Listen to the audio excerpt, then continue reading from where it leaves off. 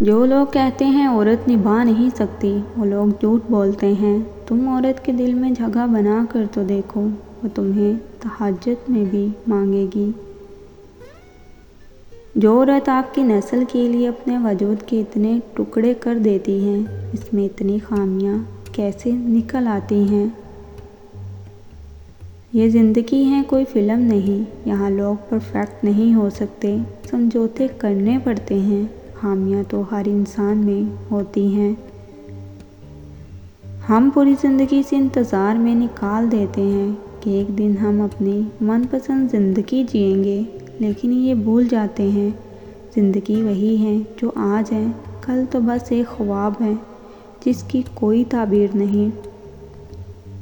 کبھی کبھی ہم کچھ لوگوں کو ہمیشہ کے لیے کھو دیتے ہیں، لیکن وہ مر نہیں جاتے، بلکہ ان کی وہ صفات کہیں دفن ہو جاتی ہیں جن سے ہمیں محبت تھی۔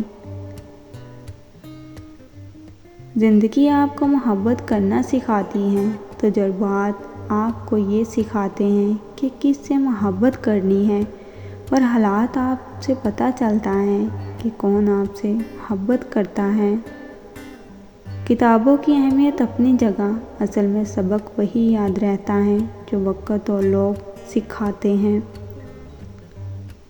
سوشل میڈیا کے دور میں کسی کو بھی آپشنز کی کمی نہیں، پھر بھی اگر کوئی آپ کے ساتھ مخلص ہے تو اس کی قدر کریں۔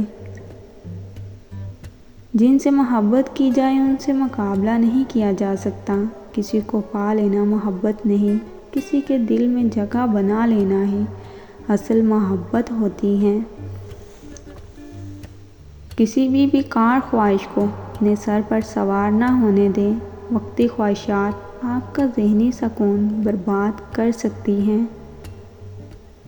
ایک مرد کی اپنی ذاتی بہت سی ضروریات نہیں ہوتی، اگر مناسب بھی کھا لے تو گزارا کر سکتا ہے، مگر جب وہ شوہر بنتا ہے تو ذمہ داری آ جاتی ہے، پھر وہ اپنے لیے نہیں، اپنے بیوی بچوں کے لیے زمانے بھر کی خاک چھانتا ہے۔ لہٰذا اپنے شوہر کی قدر کریں۔ ایک عورت کی میجورٹی یہ ہے کہ اسے یہ علم ہو کہ مضبوط اور باکردار ہونا خوبصورت ہونے سے لاکھ درجے بہتر ہوتا ہے۔ محبت صرف ایک جذبہ نہیں، بلکہ یہ کسی کی موجودگی کا احساس ہے۔ محبت میں پاکیزگی ہونی چاہیے، ایسی پاکیزگی جو آپ کے سر سے دوپٹہ بھی نہ اترنے دے۔ جب آپ کو معلوم ہو جائے کہ جسے آپ چاہتے ہیں اس کے لیے آپ پہلی ترجیح نہیں ہیں تو لڑنا بند کر دیں، کیوں نہ کہ اس احساس کے آگے اذیت کی ندیاں بہتی ہیں۔ جس مرد کی آنکھوں میں ہوس ہو اس کی زندگی میں دوسری عورت ہوتی ہے۔ سب سے بہترین تحفہ مرد جو اپنی بیوی کو دیتا ہے وہ اس کا وقت، توجہ اور اس کا پیار ہے۔